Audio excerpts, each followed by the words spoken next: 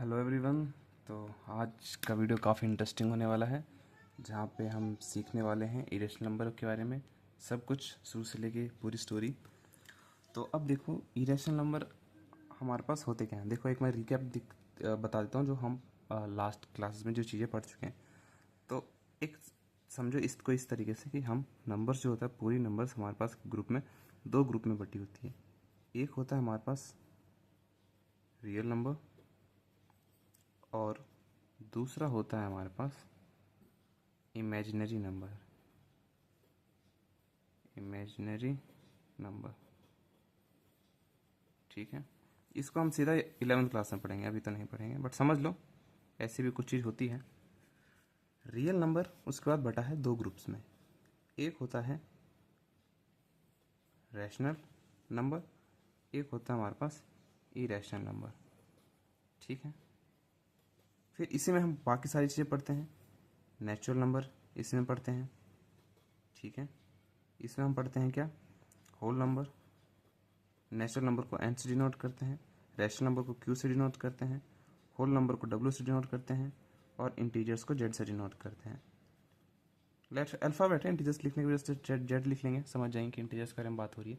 Okay, तो irrational number की कहानी काफ़ी इंटरेस्टिंग इसलिए हमारे पास क्योंकि कहानी शुरू जो होती है वो होती है ग्रीक से। ग्रीक एक एंशियंट सिटी था। तो ग्रीक में हमारे पास क्या था, एक बंदा रहता था। अब देखो, अब मैं तुम्हें एक स्टोरी बताता हूँ। एक जब पाइथागोरस थ्योरम दिया था, जो कि क्या था, h square equal to P square plus B square. मतलब कि एक राइट एंगल ट्राइंगल में, एक राइट एंगल ट्राइंगल अगर आपके पास है और आप उसमें क्या होगा, एच का जो स्क्वायर होगा और परपेंडिकुलर और बेस है, तो हमारे पास H square equal to P square plus B square होगा। पाइथागोरस ने थ्योरम दिया था और पाइथागोरस काफ़ी फेमस हो गया था, क्योंकि अगर आप ये लिस्ट निकालो ना कि दुनिया में कुछ ऐसे क्वेश्चन जिन्होंने सच में दुनिया बदली है, अगर आप 10 लिस्ट बनाओ तो ऐसा हो ही नहीं सकता कि उस लिस्ट में हमारे पास पाइथागोरस थ्योरम ना हो। तो पाइथागोरस ने ये दिया था, तो पाइथागोरस की कल्ट फॉलोइंग हो गई थी ना, जैसे कि लोग, एक ग्रुप बन गया, इसके कुछ चेले हो गए और लोगों ने इसे ब्लाइंडली फॉलो करना शुरू कर दिया। अब पाइथागोरस का बिलीफ ये था कि पूरा जो ब्रह्मांड है, पूरा जो हमारे पास यूनिवर्स है, उसको हम रैशनल नंबर के फॉर्म में दिखा सकते हैं। पूरा जो ब्रह्मांड है, पूरे ब्रह्मांड में मैथमेटिक्स छुपी हुई है, बात ट्रू भी है, बट हमेशा उसने ये कहा कि चीज़ें रैशनल नंबर के फॉर्म में होती है, रेशियो के फॉर्म होती है। फॉर एग्जांपल हर चीज़ को 1/2, 3/4 रेशियो या फिर नंबर के फॉर्म में दिखा सकते हैं, ठीक है। तो इरेशनल नंबर होते हैं हमारे पास, मतलब यही है रैशनल नंबर की p/q के फॉर्म में होगा, न्यूमरेटर में कुछ होगा, डिनोमिनेटर में कुछ होगा। बट इरेशनल नंबर क्या कहता है कि इरेशनल नंबर कैसे नंबर होते हैं। इरेशनल नंबर होते हैं हमारे पास √2 हो गया, √3 हो गया, √5 हो गया। इनको आप कभी फ्रैक्शन में लिख ही नहीं सकते, आप कितना कोशिश कर लो आप फ्रैक्शन में कभी लिख ही नहीं सकते, ठीक है। तो हमारे पास उन्हीं के पाइथागोरियन जो स्कूल थी, उसी स्कूल में एक बंदा हुआ हमारे पास जिसका नाम है हिपेसस। हिपेसस ऑफ मेटापोटनम। अब देखो हमारे पास हिपेसस उसका नाम था और मेटापोटनम ग्रीक की एक सिटी थी जहाँ से वो रहता था, ठीक है। अब उसने प्रूफ किया, हिपेसस ने क्या बोला, हिपेसस ने बोला कि भाई एक बात बताओ, अगर मैं एक राइट एंगल ट्राइंगल हूँ जो कि 1 यूनिट का है और मैं ये लूँ, तो मेरे को जो हाइपोटेनियस मिलेगा वो √2 को मिलेगा। और √2 को उसने ये प्रूव कर दिया कि √2 को इरेशनल नंबर होता है कॉन्ट्रडिक्शन मेथड से, जो कि हम क्लास 10th में पढ़ेंगे कि इसको प्रूव कैसे करते हैं। अगर आपको देखना है तो मैंने यूट्यूब पे अपने चैनल पे वीडियो डाली हुई है, आप किसी भी नंबर को, किसी भी रैशनल नंबर को प्रूव कैसे कर सकते हो कि इरेशनल है, ठीक है। तो आप वहाँ जाके आप देख सकते हो, बट हम उसकी बात नहीं करेंगे, 9th क्लास में वो चीज़ें नहीं, ठीक है। तो उसने ये बताया कि कुछ ऐसे नंबर्स भी होते हैं, कुछ ऐसे भी नंबर्स होते हैं जिन्हें हम चाह कर भी p/q के फॉर्म में लिख नहीं सकते। आप कितना भी कोशिश कर लो, आप इसे नहीं लिख सकते p/q के फॉर्म में। और जब उसने ये बात अपने साथियों को, दूसरे पाइथागोरस जो फॉलोअर थे उनको शो की, जो दूसरे लोग थे हमारे पास, उनको बताया कि भाई देखो मैंने क्या ढूंढ निकाला है। तो उसने क्या किया, हिप्सस ने जब ये बात उनके सामने बताई कि ऐसा ढूंढा है मैंने, तो उसने बोला कि भाई ऐसा कैसे हो सकता है, ये बात तो गड़बड़ है। क्यों, क्योंकि हमारे जो गुरु क्या कहते हैं, हमारी जो कल्ट है, जो हमारा जो ऑर्गेनाइजेशन है, जो हमारी संस्था है, वो तो इसी को मानती है ना कि हर चीज़ को हम फ्रैक्शन के फॉर्म में लिख सकते हैं। अब आप ये कहने कि अब तुम एक ऐसी चीज़ के बारे में बता रहे हो, इरेशनल नंबर के बारे में बता रहे हो जो ना तो कभी टर्मिनेट होगी, जैसे कि रूट 2 होती है, रूट 2 होती है 1.414 dot dot dot dot dot. जैसे पाई होती है, पाई क्या होती है 3.141593653897932384626438। बस मेरे को पता नहीं 50 डिजिट तक याद था, बट इतना तक करेक्ट है मैं, ठीक है। वो फ्लो में बोलता हूँ तब याद ही रहता है। तो अब उसने बोला यार तुम ये बताओ, हमारे पास तो हमारी कल्ट की जो बिलीफ है वही है ना कि हर चीज़ हारमोनी में है, हर चीज़ फिक्स्ड है, हर चीज़ प्रेडिक्टेबल है, हर चीज़ को आप एनालाइज कर सकते हो। आप तुम मेरे पास ऐसी चीज़ के बारे में बताने आ रहे हो जो कि एक इरेशनल नंबर है, जो कि कभी ख़त्म नहीं होती, ना अपने आप को रिपीट करती है। इस हिसाब से दुनिया बिल्कुल केओटिक है। केओटिक है मतलब दुनिया में कुछ भी CHAOC केओटिक है। आप कुछ भी प्रेडिक्ट नहीं कर सकते हो, दुनिया में ऑर्डर है ही नहीं, आप ये बताना चाह रहे हो। और उन लोगों को इसकी बात अच्छी नहीं लगी मेसोपोटामियम की, बट मेसोपोटामियम तो प्रूव कर दिया, मेटापोटामियम ने तो प्रूव कर दिया था ना, हिप्सिस ऑफ मेटापोटामियम में ने प्रूव कर दिया था ये। हिप्सिस की बात इन दोनों को, इनके ग्रुप्स को अच्छी नहीं लगी। उसने क्या किया कि हिप्सिस को, ऐसा कहते हैं, कहानी है कि ले गए किसी समुद्र के किनारे और उसको नाव में डुबो के मार दिया, जस्ट बिकॉज उसने ये प्रूव कर दिया था कि इरेशनल नंबर एग्जिस्ट करते हैं दुनिया में। और उनके लिए ये बात ना बिल्कुल ऐसी थी जैसे कि मान लो कि भाई किसी भगवान को हमने बोल दिया कि देखो तुम्हारा भगवान है नहीं, तुम्हारा भगवान झूठा है, तुम्हारे गॉड्स एग्जिस्ट ही नहीं करते, जिनके लिए तुम इतने सालों से प्रार्थनाएं करते आ रहे थे, तो इतने भजन गाते आ रहे थे, इतनी मेहनत करते आते, जो तुम्हारे विश्वास थे वो सब चकनाचूर हो गए थे। और उस टाइम पे तो लोग बहुत कंजर्वेटिव होते थे, उनकी पूरी बिलीव्स को हिप्सिस ने तोड़ के रख दिया। क्यों? क्योंकि उसने ये प्रूव कर दिया कि रूट 2 जो होता है हमारे पास इरेशनल नंबर होता है। मतलब इरेशनल नंबर की एग्जिस्टेंस को प्रूव किया उसने कि इरेशनल नंबर, रैशनल नंबर ही नहीं, इरेशनल नंबर नाम की भी कुछ चीज़ होती है। आप कहाँ दुनिया में भटक रहे हो, आप कहाँ कह रहे हो कि ऑर्डर होता है दुनिया में, हर चीज़ एक फ्रैक्शन के फॉर्म में होती है। बट नहीं, देखो इसमें कोई ऑर्डर नहीं मिलेगा। अब पाई की डिजिट जो है साइंटिस्ट ने 1.2 ट्रिलियन तक कैलकुलेट किया है आज के टाइम पे, जहाँ तक नॉलेज है मुझे, इससे ज़्यादा भी क्या होगा, बट कोई भी डिजिट इसमें कभी रिपीट नहीं होता है, ठीक है। तो पूरा उनके जो बिलीव्स थे वो सेट हो गए थे। उनके पास उस टाइम पे जो थे डेसिमल सिस्टम भी नहीं था, डेसिमल सिस्टम भी नहीं था जो इस चीज़ को और समझ सके। रैशनल नंबर के बियॉन्ड वो सोचने को ही रेडी नहीं थे कि रैशनल नंबर के बियॉन्ड भी कुछ दुनिया हो सकती है। डेसिमल का सिस्टम नहीं था जिससे इसको और परख सके। अब तो हम डेसिमल डिवाइड करके रूट 2 का अंदाज़ा लगा सकते, लगभग 1.4 के आसपास होता है। जितनी हमें ज़रूरत होगी काम चलाने लायक 1.2 डेसिमल तक ले लेंगे, इससे काम हो जाएगा हमारे पास। पाई की वैल्यू इतने समय हमारे बहुत एक्यूरेट सर्कल बनता है, इससे ज़्यादा सर्कल बनाने की कोई ज़रूरत भी नहीं है। 2 डिजिट तक, 3 डिजिट तक, 4 डिजिट तक हमारे पास काम हो जाता है, बहुत अच्छा से स्मूथली काम होता है, ठीक है। तो इस चैप्टर में हम देखेंगे किसी भी नंबर को, रूट 2 हो गया, रूट 5 हो गया, रूट 7 हो गया, किसी भी इरेशनल नंबर को हम नंबर लाइन पे कैसे प्लॉट करते हैं। तो क्या होता है, एक मैंने ही बोलता था ना, अरे एक और हमारे पास थ्योरी है क्या, एक मिनट पेज निकालते हैं, एक और, कि जैसे हमारे पास, फिर इसके बाद हमारे पास 1870 में 2 जर्मन मैथमेटिशियन आते हैं, जर्मन मैथमेटिशियन आते हैं हमारे पास, जर्मन मैथमेटिशियन आते हैं जो कि हमारे पास डेडेकिंड और एंड कैंटोर, डेडेकिंड एंड कैंटोर। ये क्या कहते हैं डेडेकिंड एंड कैंटोर? वो कहते हैं, उनका ये कहना था कि एवरी रियल नंबर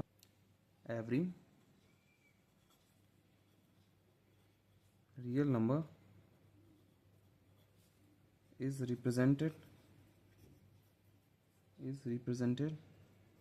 स्पेलिंग पे ध्यान मत देना यार, ठीक है, रिप्रेजेंटेड बाई अ यूनिक, मैं समझाता हूँ क्या लिख रहा हूँ, unique points on the number line, also every point on the number line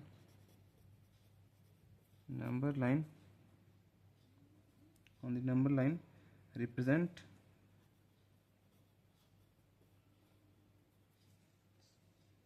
a unique number, अब देखो हमारे पास क्या होता है। अब उसमें हमारे पास जो डेडेकिन और कैंटोर थे, उन्होंने क्या कहा कि हर एक जो रियल नंबर है, हर एक जो हमारे पास रियल नंबर है, हर एक रियल नंबर है, उसको वो इस नंबर लाइन मान लो हमारे पास ये 0 है, 1 है, 2 है, 3 है, डॉट डॉट, इधर हमारे पास -1 है, -2 है और -3 है। तो every real number represented by a unique points on the number line. आप कोई भी रियल नंबर की बात करो, 3, 1/2, 1/4, उस इस नंबर लाइन पे उसको एक ही पॉइंट पे डिनोट हम कर सकते हैं।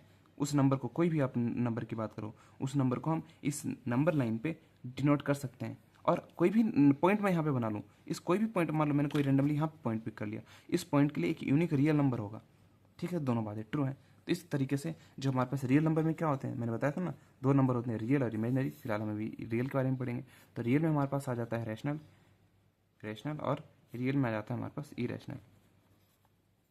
दोनों आ जाते हैं, रैशनल और इरेशनल। रैशनल हमारे पास फिर नेचुरल नंबर होते हैं जिसको n से डिनोट करते हैं, फिर हमारे पास होल नंबर होते हैं, फिर हमारे पास इंटीजर्स होते हैं, और रैशनल नंबर को हम q से डिनोट करते हैं। तो मैंने बताया ही था। तो कहानी अब इस पे आके अटक जाती है। ठीक है, अब हम देखेंगे कि नंबर लाइन पे हम किसी भी इरेशनल नंबर को प्रूफ कैसे करेंगे, किसी को शो कैसे करेंगे कि नंबर लाइन पे वो नंबर एग्जिस्ट करता है। तो इसके लिए एक बहुत ज़रूरी चीज़ है कि आपको पता हो पाइथागोरस थ्योरम क्या होता है। ठीक है, तो पहले मैं एक बार पाइथागोरस थ्योरम, मैं एक बार आइडिया बताता हूँ कि हमारे पास होगा क्या, करेंगे हम कैसे इसे। तो रफली एक बार मैं आइडिया बना देता हूँ, आइडिया बता देता हूँ हम करेंगे कैसे। उदाहरण के लिए देखो हम क्या करेंगे, √2 को डिनोट करना है हमें नंबर लाइन पे। ठीक है, तो इसके लिए हमारे पास क्या होगा, मान लो इसके लिए क्या होगा, हमारे पास किस पाइथागोरस थ्योरम के बारे में पता होना जरूरी है।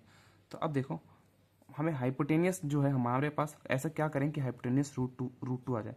ऐसा बेस और हमें परपेंडिकुलर है, ये बेस है, परपेंडिकुलर और बेस ऐसा क्या लेंगे कि हाइपोटेनियस √2 आ जाए। जाहिर सी बात है 1 और 1 लेंगे हम यहाँ पे, तो हमारे पास क्या आ जाएगा, h इक्वल टू 1 का स्क्वायर प्लस 1 का स्क्वायर। ठीक है, तो कि हमारे पास आ जाएगा h इक्वल टू h का स्क्वायर इक्वल टू 1 + 1। तो हम लिख सकते हैं h का स्क्वायर इक्वल टू 1 + 1 कितना होता है 2, स्क्वायर तो उधर जाके √2 हो जाता है, तो h इक्वल टू √2। तो हाइपोटेनियस कितना हो गया √2। तो मतलब कि अगर बेस 1 है, अगर मैं यहाँ पे देखो हम क्या करेंगे, ये रहा नंबर लाइन लेंगे यहाँ पे। ठीक है, ये 0 रहा, ये 1 रहा, और मैं अगर यहाँ पे बेस 1 ले लिया, मैंने बेस 1 लिया है, और उतना ही मैंने यहाँ पे परपेंडिकुलर बना लिया है। ठीक है, तो ये जो हाइपोटेनियस बनेगा मेरे पास वो कितना बनेगा, ये √2 का हाइपोटेनियस बनेगा। अब मैं कंपास से क्या करूँगा, मैं कंपास से, एक मिनट, मैं कंपास से इतना ही खोलूँगा, और देखो ये कितना है, अब जितना हाइपोटेनियस उतना ही मैंने खोला है, तो जाहिर सी बात है जितना मैंने हाइपोटेनियस उतना ही खोला है, ये √2 है, इसकी लेंथ √2 है। तो अगर मैं यहाँ पे ऐसे गिरा दूंगा तो ये कहाँ पे गिरेगा, √2 पे ही गिरेगा। और ये हमारे पास नंबर लाइन, इसलिए हम यहाँ से ऐसे इसको गिरा देते हैं। ये हमारे पास √2 है, तो हम देख सकते हैं कि हमारे पास √2 होगा। ठीक है, सेम अब मान लेते हैं हम √3 को करना है, √3 को करना है। तो देखो सेकंड हमारे पास कितना है, सेकंड है हमारे पास √3। √3 को हम कैसे करेंगे, इधर देखो, सॉरी √3। अब √3 के लिए आप देखोगे तो थोड़ा दिमाग लगाओगे, अगर मेरे पास परपेंडिकुलर √2 हो जाए और बेस हमारे पास 1 हो जाए, या बेस हमारे पास 1 हो जाए, परपेंडिकुलर √2 हो जाए, दोनों में से कोई भी, तब काम बन जाएगा। तो अब हमारे पास क्या, हम केस को कैसे करेंगे कि h लेंगे, अगर √2 का स्क्वायर हो जाए, h² प्लस 1 का स्क्वायर हो जाए, तो हमारे पास क्या होगा, h², √2 का स्क्वायर कितना होगा 2, 1 का स्क्वायर होगा 1, h का स्क्वायर इक्वल टू 2 + 1 3, और h स्क्वायर उधर जाके कितना होगा √3, तो हमारे पास √3 हो गया। ठीक है, मतलब कि √3 का बनाने के लिए √2 का पता होना जरूरी है। तो देखो यहाँ पे हम कैसे करेंगे इसको, मान लेता हूँ हमारे पास ये 0 है, ये 1 है। ठीक है, ये मैंने इसे बना लिया यहाँ पे, और ये यहाँ पे हमारे पास √2 गिरा, और ये √2 है।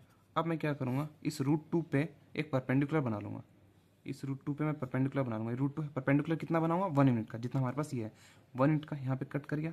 अब मैं इसको ऐसे जोड़ दूंगा। ठीक है, अब जो ये मेरे पास बनेगा, परपेंडिकुलर 1 है, बेस हमारे पास √2 है, तो पाइथागोरस जाहिर सी बात है तो √3 होगा। आपने देखा है, अगर परपेंडिकुलर √2 है, सॉरी बेस √2 है, परपेंडिकुलर 1 है, तो हाइपोटेनस तो √3 आएगा। अब देखो फिर से मैं कंपास से क्या करूँगा, कंपास लूँगा, मैं इतना खोल दूंगा, और इसके लिए मैं ऐसे गिरा दूंगा यहाँ पे, जहाँ यहाँ पे गिर रहा है ये हमारे पास √3 हो जाएगा। सेम बाकी नंबर्स के लिए भी करेंगे हम सेम चीज़। तो अब ये तो ठीक रहा, अब हम कोशिश करने जाते हैं प्रैक्टिकली इस चीज़ को।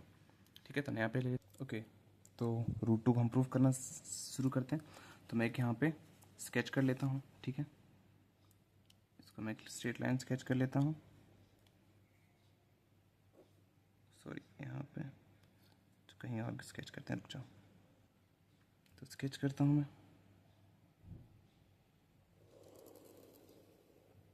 ये, और मैं 5 यूनिट को हम 1 मानते हैं ना, यहाँ पे 5 यूनिट का ये 1 हो गया, ये हमारे पास 2 हो गया, और ये हमारे पास 3 हो गया, ठीक है, ओके। अब देखो देखो हम ना यहाँ पे आपने जितने को 1 यूनिट माना है, मैंने 5 को 1 माना है, यहाँ से लेके यहाँ तक, तो हर टाइम 5 5 को ही आपको लेके चलना पड़ेगा, ठीक है। तो यहाँ से लेके यहाँ तक 5 हो गया 1, यहाँ से लेके हो गया 1। अब कुछ बच्चे क्या करेंगे, 0 से 1 सेंटीमीटर तो 1 सेंटीमीटर पे ही बनाने लग जाते हैं। भाई नहीं करना है, आप लेंथ कितना भी ले सकते हो और उसको 1 मान के चलो, और डिस्टेंस बस बराबर रखना है, यानी कि यहाँ से लेके यहाँ तक 5 लिया है, फिर यहाँ से लेके 2 तक तो 4 ले लो, नहीं, डिस्टेंस बराबर होना चाहिए।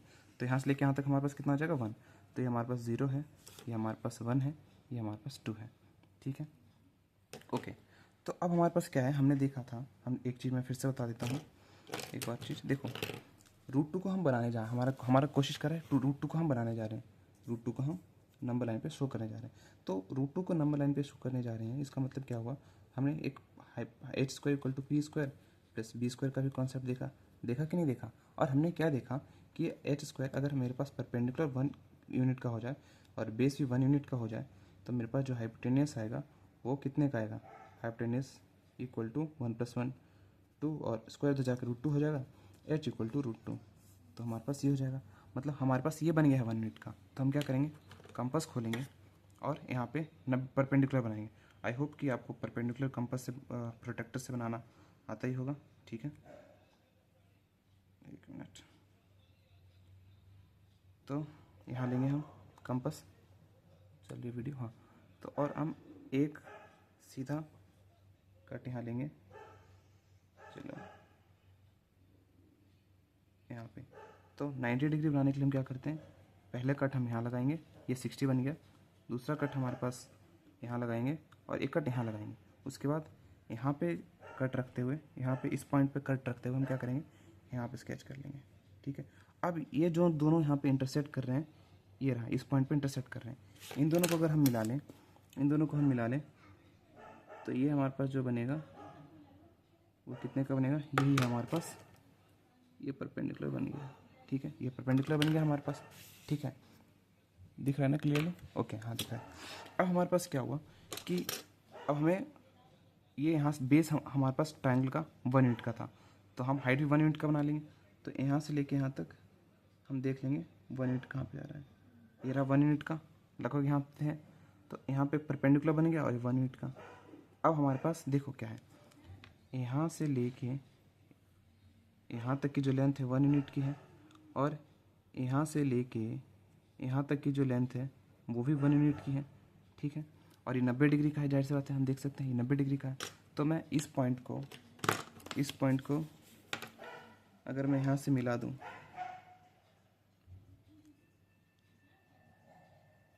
इस पॉइंट को यहाँ से मिला दूँ, तो ये मेरे पास राइट एंगल ट्रायंगल बन गया है ना, ये राइट एंगल ट्रायंगल बन गया। तो अब मैं क्या करूँगा, ये जो मेरे पास बना है 1, ये 1 और 1 का था, तो जाहिर सी बात है जो हाइपोटेनियस वो कितने का होगा, हाइपोटेनियस हमारे पास √2 का होगा, ठीक है। हाइपोटेनियस √2 का है, मतलब इतना √2 है। मैं कंपास को यहाँ पर रख के पूरा खोल लेता हूँ इसको, ये कितना है, √2 का है, मतलब मेरा जो कंपास है वो कितने का दे रहा है, √2 का दे रहा है। अब इस कंपास को मैं धीरे धीरे, अगर ये कितने का, √2 का है, और नंबर लाइन ऊपर तो है नहीं कहीं, नंबर लाइन यहाँ पर है ना, तो अगर मैं यहाँ पे ऐसे मार्क करूँ नीचे गिरा के, तो ये मेरे पास क्या है, ये मेरे पास √2 हो जाएगा। इस पॉइंट पे मेरे पास √2 का, समझो √2 हुआ क्यों, क्योंकि मेरे पास कंपास जो है इसकी लेंथ जो है वो √2 है। तो 0 से लेके यहाँ तक 1 है, 0 से लेके यहाँ तक 2 है, तो 0 से लेके मैंने इस हाइपोटेनस जितनी लेंथ खोली है ना, तो यहाँ पे नंबर लाइन पे यहाँ पे पॉइंट कर रहा है, तो ये हमारे पास √2 होगा, ठीक है। ये है इसके पीछे का रीज़न। आई होप चीज़ें समझ आई होगी आपको। और अब समझते हैं √3 बनाने के लिए। तो जैसा कि मैंने पहले भी बताया था, जैसे मैं √3 बनाता हूँ, तो √3 बनाने के लिए √2 बनाना जरूरी है। तो मैं जल्दी से पहले दूसरे पेज पे √2 बना लेता हूँ।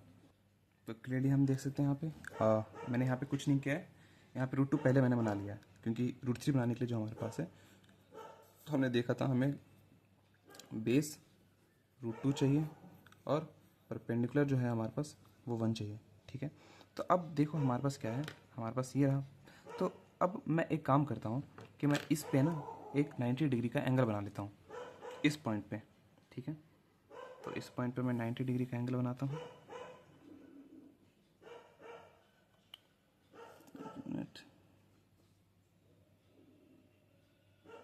चलो, तो एक कट यहाँ पे रख के मैं कर लूँगा, दूसरा कट मैं यहाँ पे रख के कर लेता हूँ, फिर एक कट यहाँ पे और थोड़ा नीचे करके ना, जैसे दूसरा जा। ओके, कोई बात नहीं, मैं इंटरसेक्शन पॉइंट यहाँ देख सकता हूँ, लगभग यहाँ पे इंटरसेक्ट कर रहा है, तो इसी पॉइंट्स को मैं ज्वाइन कर देता हूँ। ये परपेंडिकुलर होगा, कैमरे में नहीं दिख रहा बट ये परपेंडिकुलर है। तो ये गया हमारे पास क्लियरली, ये हमारे पास परपेंडिकुलर हो गया। अब हमारे पास क्या है कि हमें 1 यूनिट का लेना है ना, लेंथ हमें 1 यूनिट का लेना है। अब परपेंडिकुलर बनने के बाद हमें देखना है 1 यूनिट का लेना है, तो यहाँ से लेके यहाँ तक हमारे पास कितना है, ये 1 यूनिट का हम मेजर कर लेंगे, 1 यूनिट का है हमारे पास। तो यहाँ से लेके ये बेस तो हमारे पास √2 का हो गया, बस परपेंडिकुलर 1 का लेना है। तो परपेंडिकुलर हमारे पास यहाँ गया, कट गया, ये 1 यूनिट का है। तो यहाँ से हम अब स्केच कर देंगे, इस वाले पॉइंट से हम यहाँ से स्केच कर देंगे एरिया।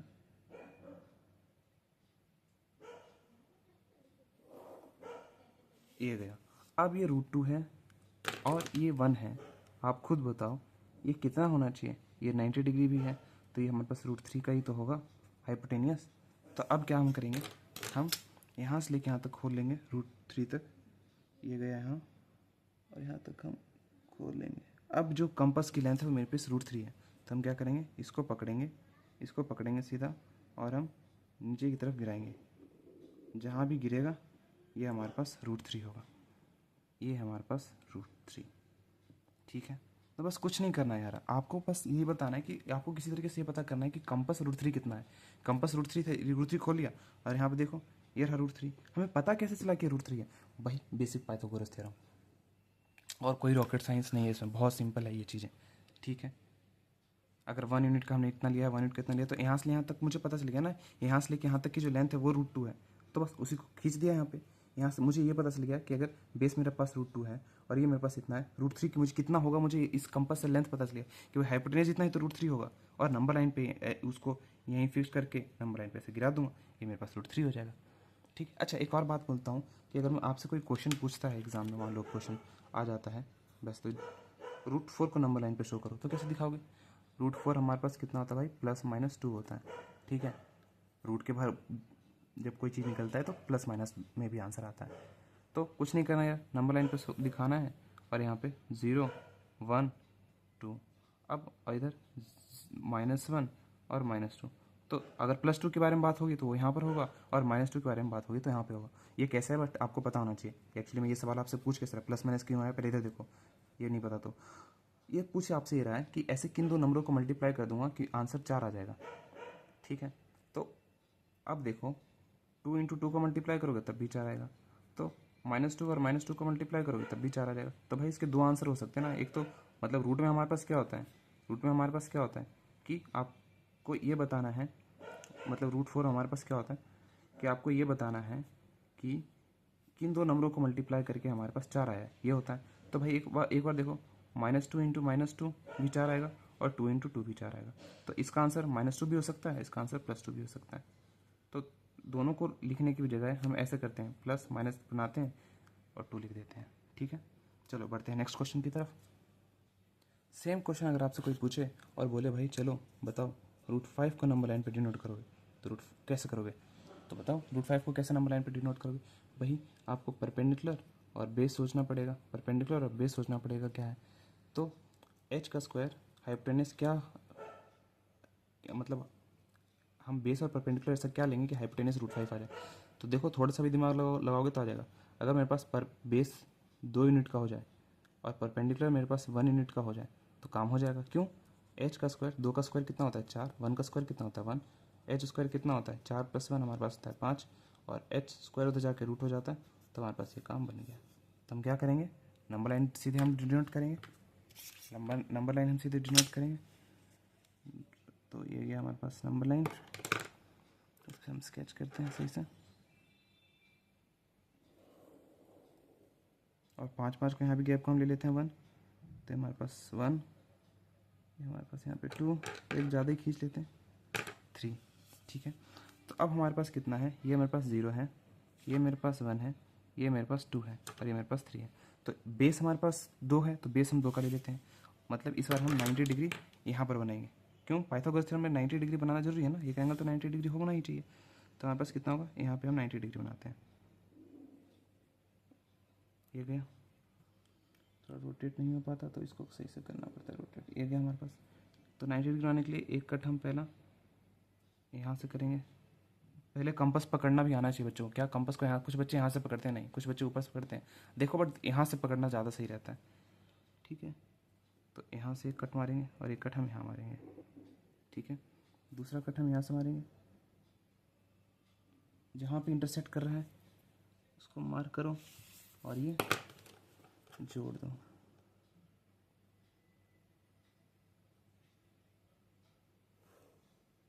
और परपेंडिकुलर हम कितने का ले लेंगे, 1 यूनिट का। तो यहाँ से लेके यहाँ तक कितना है हमारे पास, 1 यूनिट का था ना, हाँ। तो यहाँ से यहाँ तक हम लेंगे, देखेंगे कट, ये 1 यूनिट का है। तो अब इस वाले पॉइंट को हम यहाँ से डिनोट कर देंगे। तो जो हमें हाइपोटेनियस मिलेगा, वो कितने का मिलेगा, ये गया हाइपोटेनियस। ये हमारे पास जाहिर सी बात है, आपको पता होगा, ये परपेंडिकुलर है हमारे पास। और यहाँ से लेके यहाँ तक की जो लेंथ है, जाहिर सी बात है कितनी है, यहाँ से लेके यहाँ तक की लेंथ 2, और यहाँ से लेके यहाँ तक की जो लेंथ है वो कितनी है, 1। तो बेस हमारे पास 2 है, परपेंडिकुलर 1 है, तो हाइपोटेनस कितने का होगा, ये जाहिर सी बात है √5 का हो गया। अब √5 का हो गया तो कंपास खोलो √5 जितना, तब हमें पता चल गया कंपास के हिसाब से, कंपास ने नहीं बता दिया, ये मुझे पता चल गया कि √5 का कितना कंपास खुलेगा, इतना खुलेगा।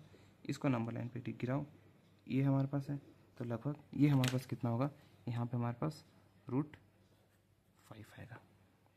क्लियरली हो गया। उसी तरीके से आप किसी भी नंबर को डिनोट कर सकते हो, कोई सा भी नंबर, आपको परपेंडिकुलर और बेस ढूंढना है उतना ही ड्रॉ करो, कंपास उतना खोलो और आप क्लिक कर लो, ठीक है।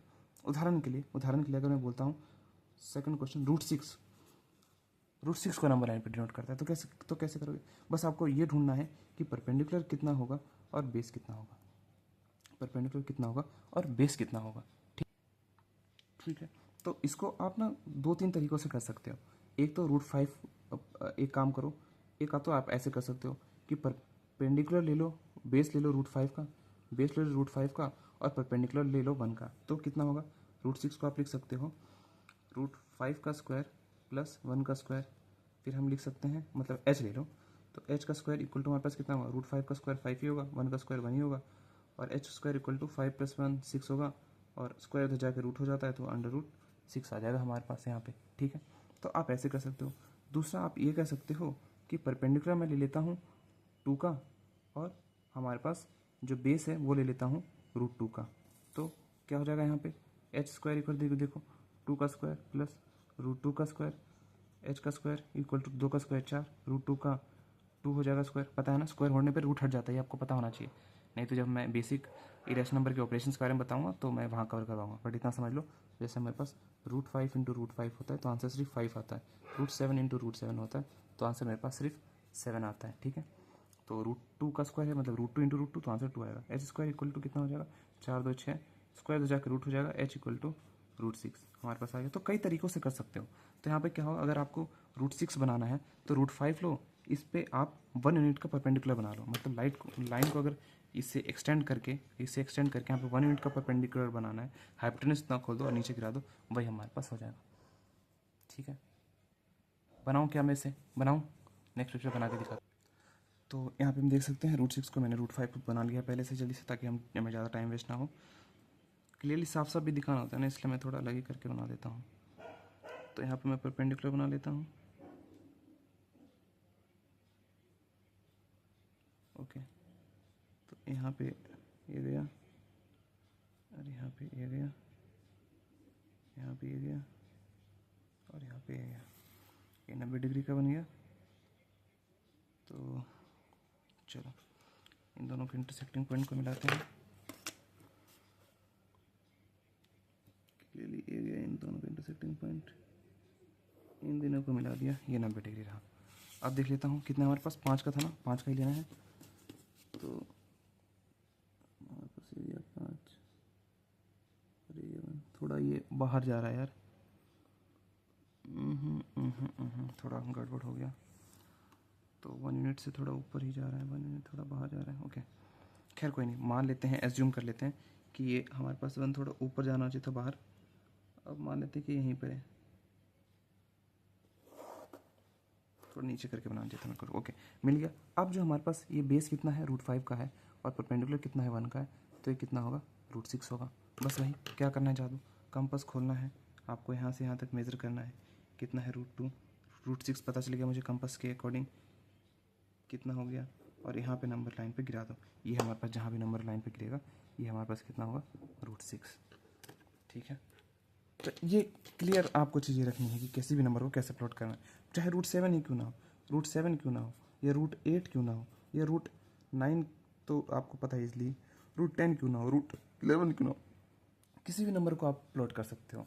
बस अब आपको ये पता होना चाहिए कि परपेंडिकुलर और बेस दोनों में क्या लेना है, परपेंडिकुलर और बेस दोनों में क्या लेना है, परपेंडिकुलर और बेस दोनों में क्या लेना है, और परपेंडिकुलर और बेस दोनों में क्या लेना है।